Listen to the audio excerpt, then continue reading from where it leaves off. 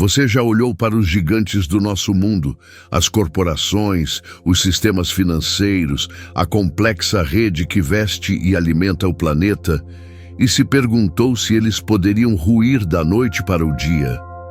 Há quase 3.000 anos, uma cidade era o coração pulsante do comércio mundial, um símbolo de poder e riqueza que se julgava eterno.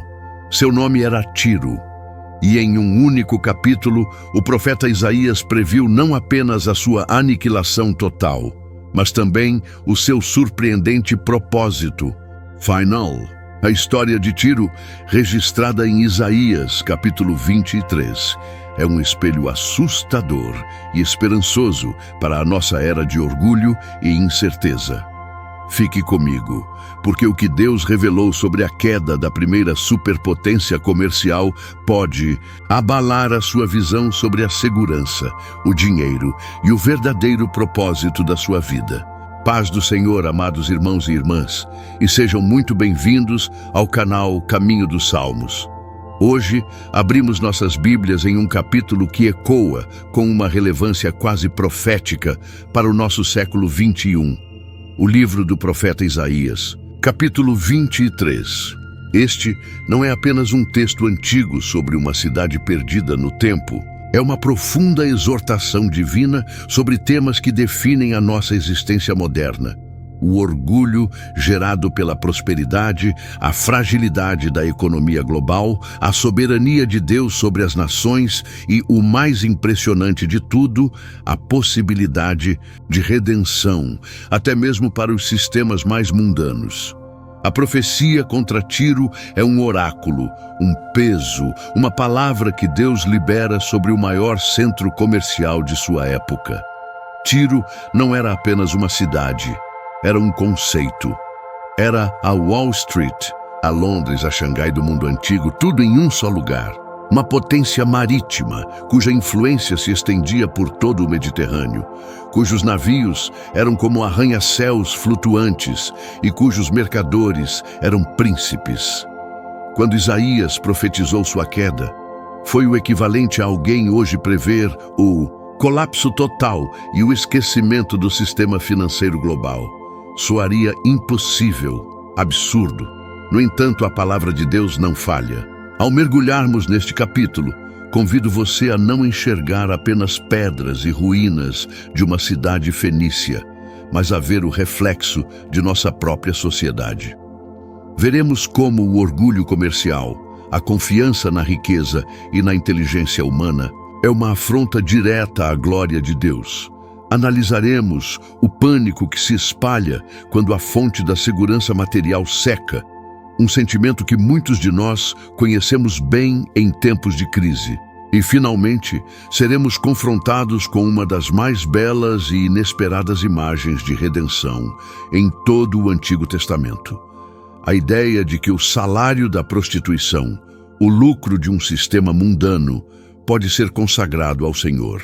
Prepare o seu coração, pois a mensagem de Isaías 23 é um bisturi divino que corta fundo em nossas ambições, nossos medos e nossas esperanças, nos chamando a reavaliar onde ou em quem nossa verdadeira riqueza está depositada.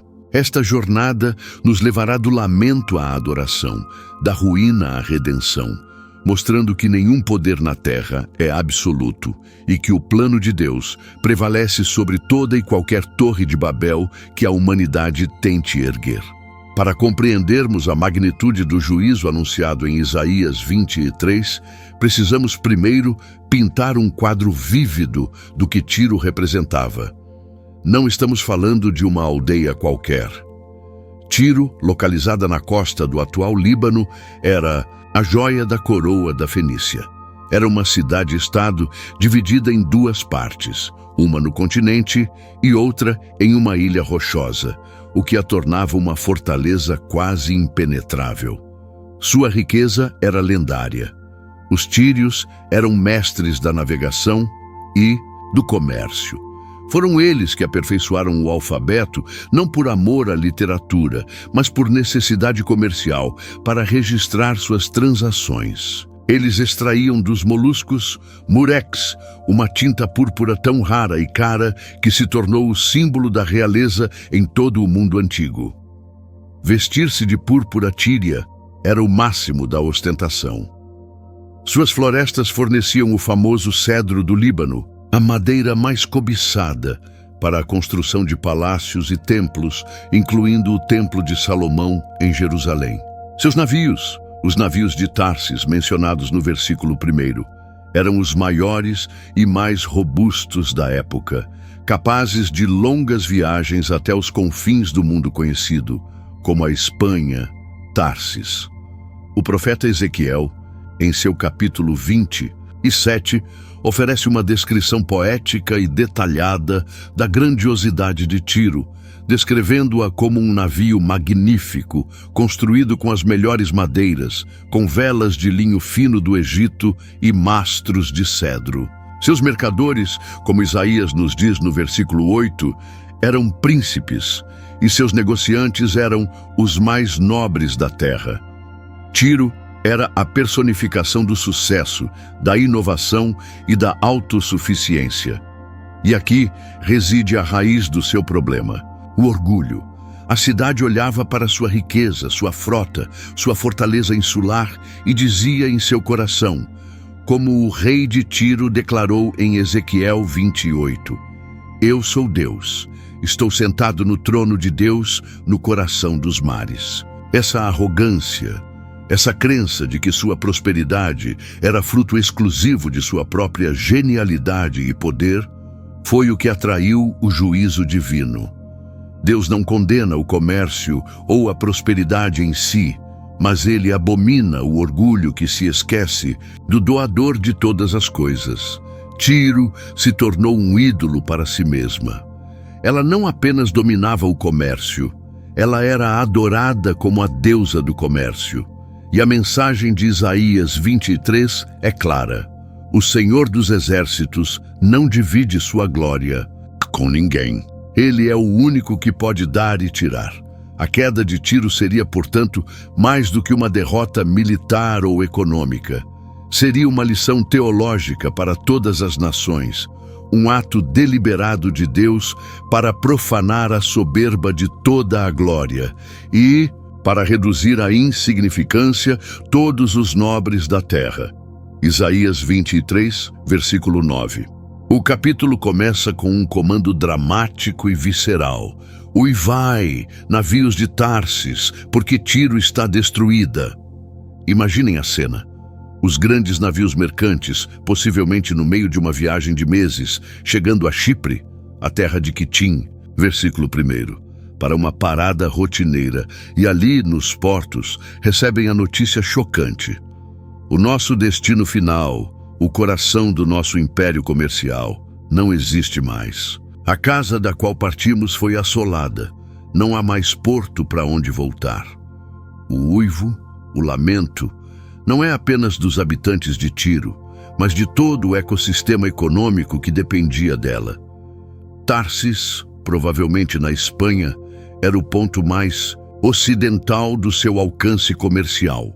A notícia da queda de Tiro significava o colapso de toda a cadeia de suprimentos. As minas de Tarsis perderiam seu principal comprador. Os marinheiros perderiam seus empregos. Os investidores em outras nações veriam sua fortuna evaporar. Isaías está descrevendo com uma precisão impressionante o efeito dominó de uma crise econômica global. A queda de um único, mas vital, centro financeiro envia ondas de choque que desestabilizam o mundo inteiro. É o mesmo pânico que vemos hoje quando uma grande instituição financeira quebra, ou quando uma pandemia interrompe o fluxo de mercadorias. O profeta continua, descrevendo o silêncio que se abate sobre os habitantes da costa, os mercadores, de Sidom, a cidade-mãe de Tiro. Eles que antes se enriqueciam com a semente de Sior, o trigo do Nilo, do Egito, e eram o mercado das nações, agora estão calados, atônitos pela vergonha e pelo choque. Versículos 2 e 3. A fonte de sua prosperidade secou.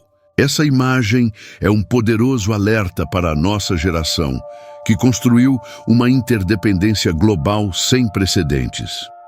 Confiamos em sistemas complexos, em rotas marítimas, em mercados digitais, acreditando em sua perenidade.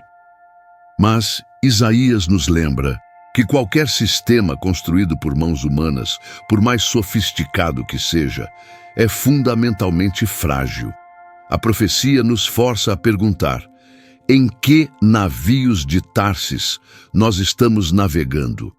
Qual é a nossa Tiro, a fonte de segurança que consideramos inabalável? Pode ser nosso emprego, nossa carteira de investimentos, nossa saúde, nossa reputação. O uivo dos navios de Tarsis é o som da desilusão, o grito de quem percebe que construiu sua casa sobre a areia.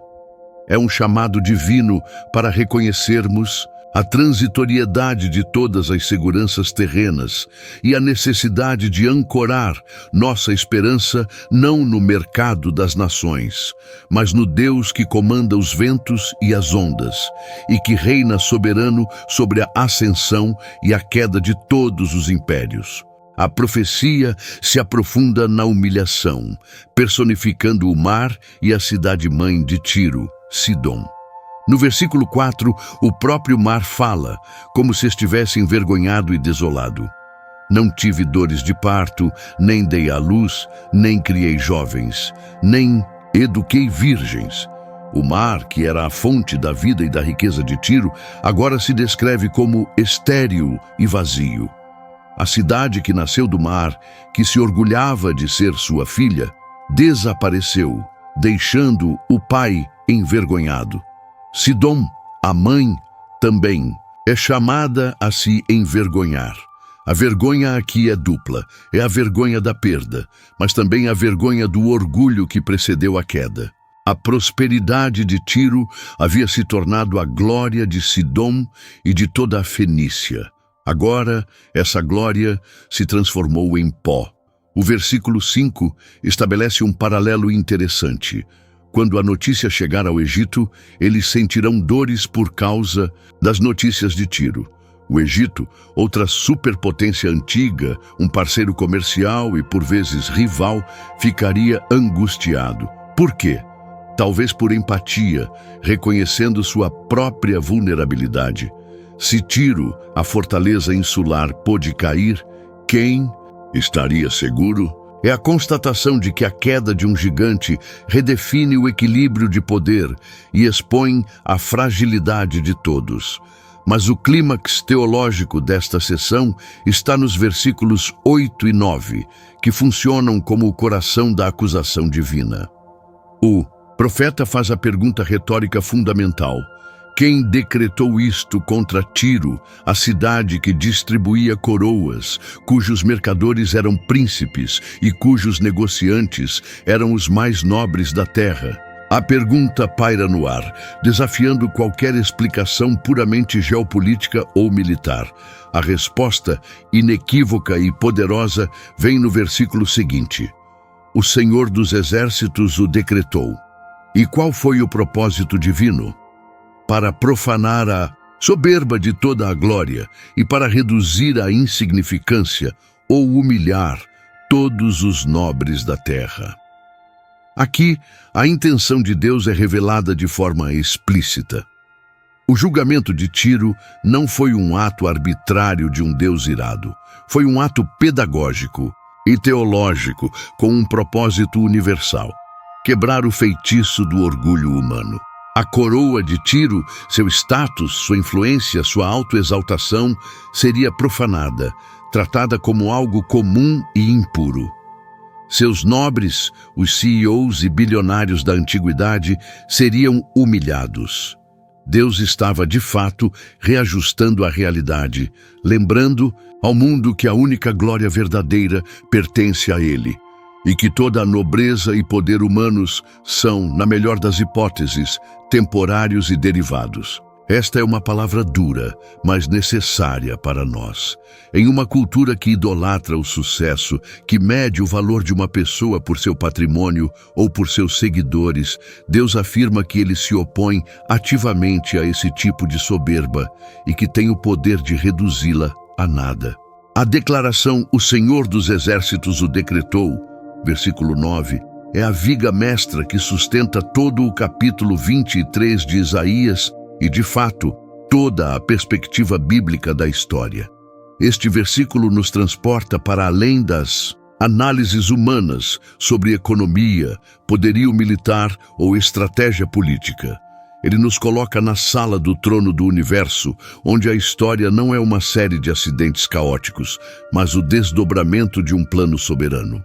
A queda de Tiro não seria, em última instância, creditada a Nabucodonosor da Babilônia, que a sitiaria por 13 anos, ou a Alexandre o Grande, que finalmente a conquistaria, construindo uma ponte de terra até a ilha.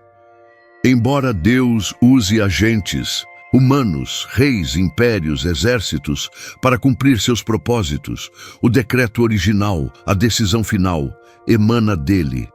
Ele é o Senhor dos Exércitos, Yahvé Tsebaot, o comandante das hostes celestiais e terrenas, o rei sobre todos os reis. Esta verdade tem implicações profundas para a nossa fé. Primeiro, ela nos liberta do medo. Quando vemos as nações em tumulto, as economias vacilando e os príncipes do nosso tempo agindo com arrogância, não precisamos nos desesperar. Nosso Deus está no controle. Ele estabelece os limites para o orgulho humano e para o alcance dos impérios. Como o Salmo 2 nos lembra, os reis da terra podem se conspirar, mas aquele que habita nos céus se rirá. O Senhor zombará deles. Segundo, a soberania de Deus nos chama à humildade. Se é Deus quem exalta e quem humilha, quem somos nós para nos orgulharmos de nossas próprias conquistas?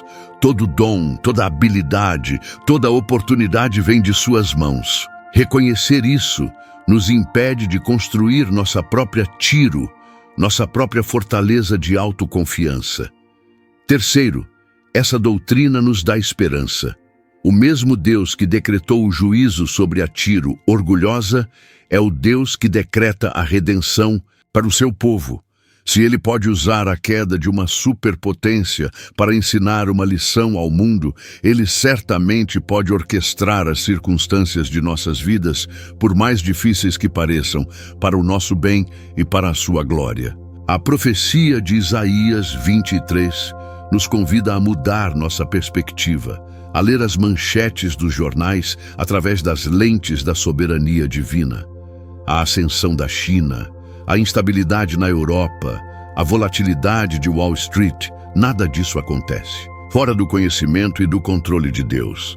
Ele está tecendo sua tapeçaria da história, e mesmo os fios escuros do juízo e do colapso servem, em última análise, ao seu propósito glorioso de abater o orgulho e exaltar os humildes que nele confiam. Após a declaração do decreto divino, a profecia entra em uma nova e intrigante fase. O versículo 15 diz: "Naquele dia, Tiro será posta em esquecimento por 70 anos, como os dias de um rei." Este período de 70 anos é significativo. É o mesmo período de tempo que o profeta Jeremias previu para o cativeiro de Judá na Babilônia. Não é apenas uma destruição e um fim, mas um período específico de desolação e esquecimento, seguido por uma restauração.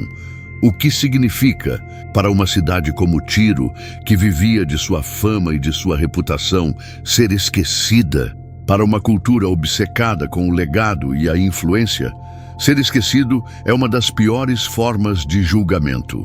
Significa irrelevância. Significa que os navios não procuram mais o seu porto, os mercadores não falam mais o seu nome, as nações não cobiçam mais os seus produtos. O silêncio tomaria o lugar do barulho dos mercados. A solidão tomaria o lugar da agitação cosmopolita. Tiro, a celebridade do mundo antigo, se tornaria uma nota de rodapé esquecida na história. Menos por um tempo, a frase "como os dias de um rei" pode se referir a uma vida útil padrão de um reinado ou de uma dinastia, sugerindo um ciclo completo e determinado de punição. É um tempo fixado por Deus, não um acidente da história. Durante esses 70 anos, o orgulho de Tiro seria sistematicamente desmantelado, no silêncio e na obscuridade. Esta imagem do esquecimento nos fala poderosamente sobre a natureza do juízo divino. Muitas vezes, pensamos no juízo apenas como fogo e enxofre, mas uma de suas formas mais potentes é o silêncio de Deus, a retirada de sua presença e bênção. É a experiência do filho pródigo quando, depois de esbanjar tudo, se viu sozinho e esquecido em uma terra distante, cuidando de porcos. É a escuridão da alma, que não sente mais a proximidade do Pai. Para uma pessoa, uma empresa ou uma nação que construiu sua identidade em ser notada, admirada e necessária, a irrelevância é uma morte lenta e dolorosa. Pensemos em nossas próprias vidas. Quantos de nós tememos o esquecimento? Tememos ser deixados para trás em nossas carreiras, ser ignorados em nossos círculos sociais, ou ver nossas conquistas se tornarem irrelevantes para a próxima geração. Isaías nos mostra que este processo de esquecimento, quando orquestrado por Deus, pode ser um remédio amargo, mas necessário para a doença do orgulho. É no silêncio, na obscuridade e na perda de nosso status que somos forçados a confrontar quem realmente somos sem nossas máscaras e títulos. É um período de desintoxicação da fama e do sucesso, um deserto necessário antes que qualquer verdadeira restauração possa acontecer. O período de esquecimento, no entanto, não é o fim da história de Tiro. A profecia continua com uma virada surpreendente e uma metáfora chocante no versículo 15 e 16. Mas no fim dos 70 anos, acontecerá a Tiro o que se canta a respeito da prostituta. Toma a harpa, rodeia a cidade, ó prostituta esquecida. Toca bem, canta muitas canções, para que se lembrem de ti. Esta é uma das imagens mais cruas e poderosas de todo o livro de Isaías. Após seu período de desolação, Tiro retornará. Mas como? Não como uma cidade arrependida e humilde, pelo menos não inicialmente. Ela retornará à sua antiga vocação com o desespero de uma prostituta envelhecida e esquecida que precisa voltar às ruas para sobreviver. Ela pega sua harpa, tenta cantar suas canções mais sedutoras.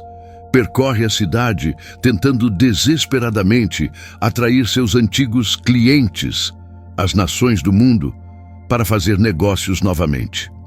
A metáfora da prostituição é usada frequentemente na Bíblia para descrever duas coisas: a idolatria, a infidelidade espiritual a Deus e, neste caso, o comércio que é desprovido de moralidade, que se vende a qualquer um por lucro. Tiro voltaria a se prostituir com todos os reinos do mundo sobre a face da terra. Versículo 17. Esta imagem captura a essência do sistema mundano, o cosmos do Novo Testamento. Quando confrontado com a crise e o juízo, sua resposta natural não é o arrependimento genuíno, mas uma tentativa frenética de reconstruir o mesmo sistema que o levou à ruína em primeiro lugar. Vemos isso o tempo todo. Após uma crise financeira, a conversa é sobre como estimular a economia e voltar ao crescimento, muitas vezes sem questionar os valores de ganância e materialismo que causaram o problema. Após uma queda pessoal, a tendência humana é tentar recuperar o status perdido, a riqueza perdida, a fama perdida, usando as mesmas ferramentas mundanas de antes. A canção da prostituta é o marketing agressivo, a promessa de prazer e lucro, o apelo à cobiça que move grande parte do nosso mundo. É uma restauração, sim, mas uma restauração puramente terrena, motivada pela autopreservação e não pela glória de Deus. Esta parte da profecia nos serve como um diagnóstico preciso da condição humana caída. Sem uma intervenção radical da graça de Deus, nosso instinto é sempre voltar ao Egito, a nossa antiga forma de vida. A história de Tiro nos alerta que a recuperação econômica ou a restauração do status não é a mesma coisa que a redenção espiritual. É possível sair do esquecimento e ainda assim permanecer perdido, cantando as velhas canções para um mundo que nunca pode satisfazer a alma. E quando pensamos que a história de Tiro termina em uma nota cínica de restauração mundana, Isaías nos entrega o versículo mais chocante e esperançoso de todo o capítulo. O versículo 18 é uma bomba de graça no meio dos escombros do julgamento, mas o seu comércio e o seu salário de prostituição serão consagrados ao Senhor. Não serão entesourados nem guardados, mas o seu ganho será para os que habitam perante o Senhor, para que comam até se fartarem e se vistam de roupas finas. Esta é uma reviravolta de proporções cósmicas.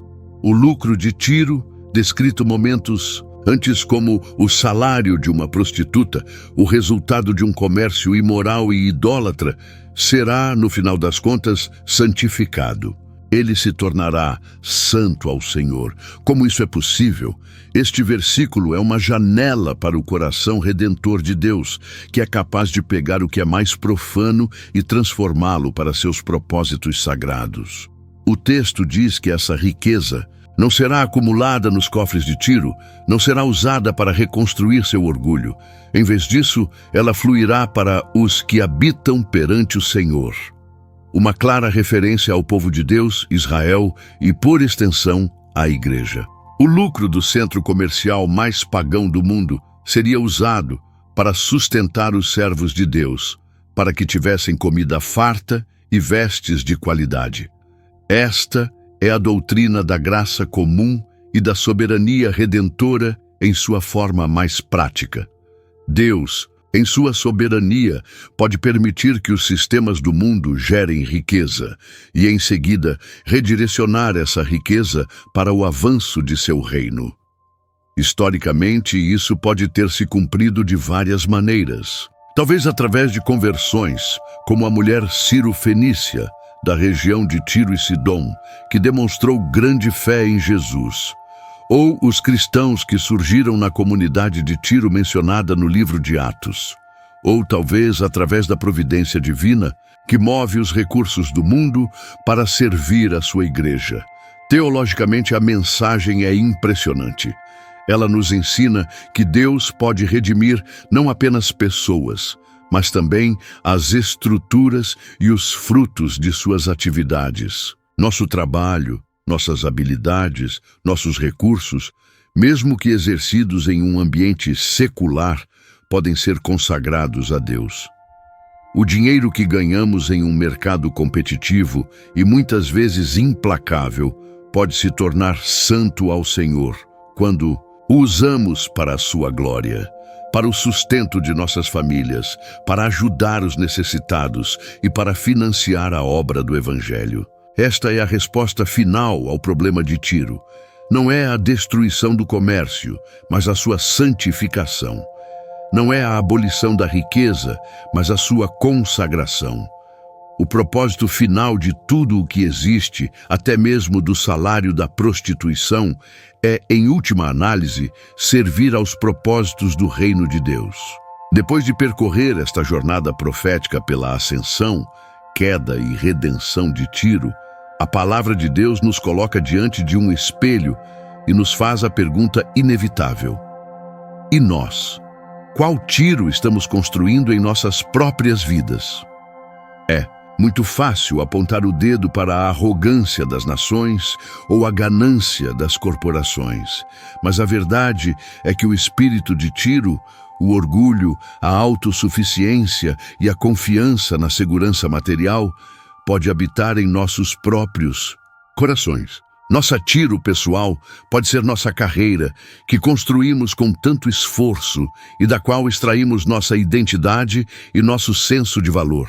Pode ser nossa conta bancária, nossos investimentos, o pequeno império de segurança que tentamos erguer para nos proteger das incertezas da vida. Pode ser nossa inteligência, nossos talentos, nossa reputação, as coroas que distribuímos a nós mesmos. A mensagem de Isaías 23 nos chama a um profundo autoexame. Estamos vivendo como se fôssemos os senhores de nosso próprio destino. Confiamos mais em nosso porto seguro financeiro do que no Deus, que é nosso refúgio e fortaleza. Quando a crise chega e nossos navios de Tarsis são abalados, qual é o nosso primeiro instinto? É o uivo de desespero, porque nossa fonte secou, ou é a confiança serena de que nosso tesouro está nos céus, onde a traça e a ferrugem não destroem? A profecia também nos desafia a repensar nossa relação com o trabalho e o dinheiro. Estamos trabalhando apenas para acumular, para entesourar e guardar, como a Tiro restaurada faria por conta própria?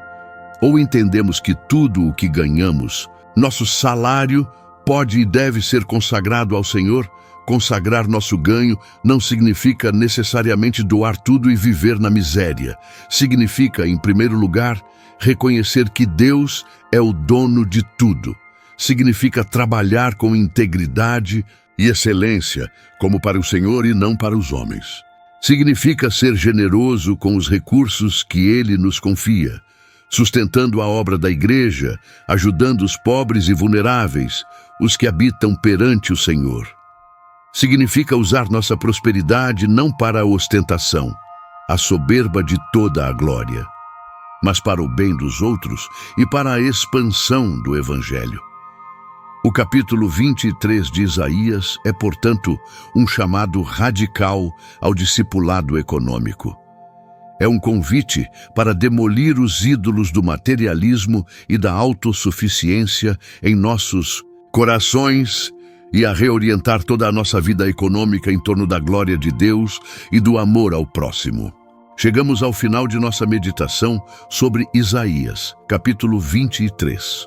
Vimos a história de uma cidade que encapsula a trajetória da ambição humana descontrolada, a ascensão meteórica baseada no talento e no comércio, o orgulho perigoso que se esquece de Deus, o juízo divino que humilha a soberba e reduz a glória a pó, o período de esquecimento e silêncio, a tentativa mundana de se reerguer com as mesmas motivações egoístas, e, finalmente, a surpreendente e graciosa intervenção de Deus, que redime e consagra o que parecia perdido para sempre. A história de Tiro não é apenas história antiga, é um padrão que se repete ao longo dos séculos e em nossas vidas individuais. A lição fundamental que ecoa através dos milênios é esta: a segurança construída sobre qualquer coisa que não seja o próprio Deus é uma ilusão destinada a desmoronar. Quer seja o poderio militar, a estabilidade econômica ou a genialidade humana, tudo o que se exalta contra o conhecimento de Deus será eventualmente abatido. Mas a boa notícia, a maravilhosa notícia do Evangelho que ressoa até mesmo neste capítulo do Antigo Testamento é que o juízo de Deus não é sua palavra final para aqueles que se voltam para Ele. Sua glória máxima não está na destruição, mas na redenção. Ele é o Deus que pode pegar o salário da prostituição de uma cidade pagã e transformá-lo em bênção para o seu povo. Pense no que isso significa para nós. Ele pode pegar nossos fracassos, nosso passado de orgulho e egoísmo, nossas ambições manchadas e redimi-los. Ele pode pegar o trabalho que fazemos no mundo secular e consagrá-lo para propósitos eternos. A cruz de Cristo é a expressão máxima deste princípio. O lugar de maior vergonha, maldição e juízo se tornou a fonte de nossa salvação, glória e vida eterna. Que a mensagem de Isaías 23 nos inspire a viver com humildade, a trabalhar com propósito e a confiar com ousadia. Não na força de nossos próprios navios, mas na soberania e na graça do Senhor dos Exércitos. Que possamos aprender a consagrar cada área de nossas vidas, cada real em nossa conta, cada talento que possuímos, ao Deus que é o único digno de toda a glória, honra e poder. E agora, convido você a se juntar a mim em um momento de oração, para que esta palavra não apenas informe nossas mentes, mas transforme nossos corações. Agora, irmãos, vamos para nossa oração de consagração. O Senhor dos Exércitos, Deus soberano sobre toda a criação, nós nos achegamos a Ti com temor e tremor, com os corações expostos pela verdade afiada da Tua palavra. Viemos diante de Ti como o povo que leu a sentença de Tiro, mas que reconhece o espírito de Tiro dentro de nós mesmos. Tu és o Deus que sonda os corações e conhece as nossas motivações mais profundas. Tu vês as fortalezas de orgulho que construímos, as torres de autossuficiência que erguemos tijolo por tijolo com nossas conquistas, nossos diplomas, nossas finanças e nossa reputação. Perdoa-nos, Pai. Perdoa-nos por todas as vezes que, como a antiga Tiro, olhamos para a nossa vida e dissemos em nosso coração: eu sou Deus, eu controlo o meu destino. Perdoa-nos pela arrogância sutil que se esquece que cada fôlego, cada batida do coração, cada ideia brilhante e cada oportunidade de trabalho é um presente imerecido da Tua mão graciosa. Confessamos que muitas vezes nossos mercadores internos são príncipes de egoísmo e nossos negociantes são nobres de ambição própria. Nós Te pedimos perdão, Senhor. Lava-nos com o sangue do Cordeiro Jesus Cristo, que se humilhou até a morte para que nós, os orgulhosos, pudéssemos ser perdoados e elevados à posição de filhos Teus. Pai Celestial, nós confessamos que, assim como os navios de Tarsis, nós também uivamos em desespero quando as fontes de nossa segurança terrena secam. Quando o diagnóstico médico vem, quando a demissão chega, quando o mercado financeiro entra em colapso, quando as relações se quebram, nosso primeiro instinto é o pânico. Isso revela, ó Deus, o quanto nossa fé está ancorada nos portos deste mundo e não no Teu imutável caráter. Ensina-nos a confiar em Ti, Senhor. Ensina-nos a alegria serena que vem de saber que Tu és o nosso provedor, nosso refúgio e nossa fortaleza. Que a Tua presença seja o nosso maior tesouro, uma riqueza que nenhuma crise econômica pode corroer, nenhuma traça pode destruir. Ajuda-nos a não colocar nossa esperança na semente de Sior ou no mercado das nações, mas somente em Ti, o Deus de toda a provisão. Que em meio às tempestades da vida, em vez de uivar de medo, possamos cantar louvores à Tua fidelidade, sabendo que Tu estás no controle de cada vento e de cada onda. Ó Senhor, que decretaste o juízo sobre a soberba de toda a glória, nós Te pedimos, humilha-nos, quebra em nós todo o orgulho, profana em nossos corações qualquer glória que não seja a Tua. Reduz à insignificância qualquer nobreza que tenhamos atribuído a nós mesmos. Pedimos por este remédio amargo, mas curador. Não queremos esperar pelo juízo devastador para aprendermos a lição.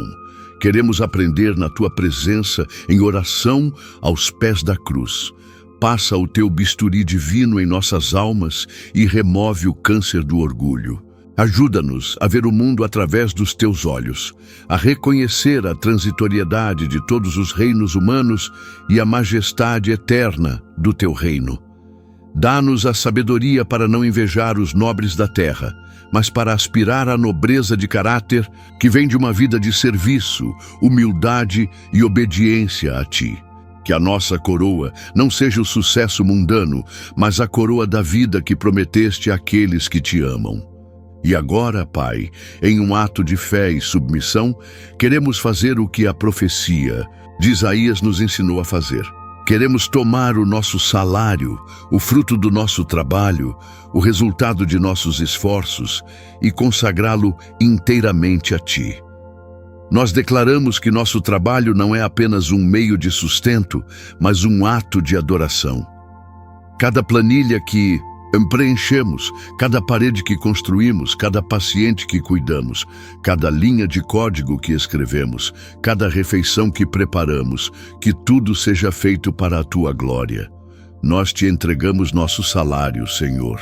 O dinheiro que passa por nossas mãos não é nosso, é Teu. Nós somos apenas mordomos. Ajuda-nos a administrar esses recursos com sabedoria, generosidade e um coração voltado para o Teu reino. Mostra-nos como podemos usar nosso ganho para que os que habitam perante o Senhor comam até se fartarem e se vistam de roupas finas. Abre nossos olhos para as necessidades da Tua igreja, para os pobres, as viúvas, os órfãos e os missionários que levam a Tua palavra aos confins da terra. Liberta-nos da ganância que acumula e do medo que retém. Transforma-nos em canais da Tua provisão, em instrumentos da Tua graça redentora neste mundo. Que o nosso comércio, as nossas transações, as nossas vidas econômicas não se assemelhem à canção da prostituta, mas a um hino de louvor ao Deus que redime e santifica todas as coisas. Nós Te agradecemos, Senhor, por esta promessa incrível de redenção. Obrigado porque Tu não nos deixas em nossa ruína. Obrigado porque Tu não nos deixas cantando canções desesperadas em um mundo caído. Tu intervens, Tu transformas, Tu pegas o que é profano e o tornas santo. Tu és o Deus da segunda chance, da terceira chance, da chance infinita, por causa da aliança eterna em Cristo Jesus. Obrigado, porque a nossa história não precisa terminar como a de Tiro.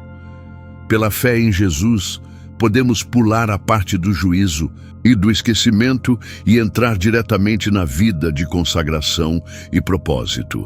Fortalece-nos, ó Deus, para vivermos essa realidade todos os dias. Que o nosso testemunho silencioso de humildade, integridade e generosidade seja uma luz que brilha nas trevas de um mundo obcecado pelo poder e pela riqueza. E que no final de nossas vidas possamos ouvir de Ti: muito bem, servo bom e fiel. Foste fiel no pouco, sobre o muito te colocarei. Entra no gozo do Teu Senhor. Nós oramos tudo isso no nome poderoso e redentor do nosso Senhor e Salvador, Jesus Cristo, o verdadeiro Rei, cujo reino não terá fim. Amém e amém.